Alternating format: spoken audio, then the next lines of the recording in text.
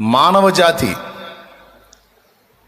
పాపము వలన అందరూ కూడా నరకపాత్రులై ఉండగా, మానవులను నరకము నుండి కాపాడటానికి, వారిని నరకానికి సిద్ధం చేసిన ఏ పాపములైతే ఉన్నాయో ఆ పాపములన్నిటినీ ప్రభు తన మీద వేసుకొని, పిల్లలు తీర్చవలసినటువంటి రుణమును తండ్రి తీర్చినట్టు మనందరి పాపములకు ప్రతిగా ఆయన ప్రాయశ్చిత్తార్థ యజ్ఞమై సిలువ వేయబడినటువంటి దినము యేసు ప్రభుకేమో శ్రమ దినము, ఆయన యందు విశ్వాసం ఉంచిన వారందరికీ కూడా విడుదల దినము, శుభదినం అన్నమాట. ఈ డే అనేది లేకపోతే మన లైఫ్లో మన పాపాలకు నిష్కృతి ఉండేది కాదు. ఇప్పటికీ పాపాన్ని గూర్చిన భయం మనల్ని వెంటాడుతూనే ఉండేది.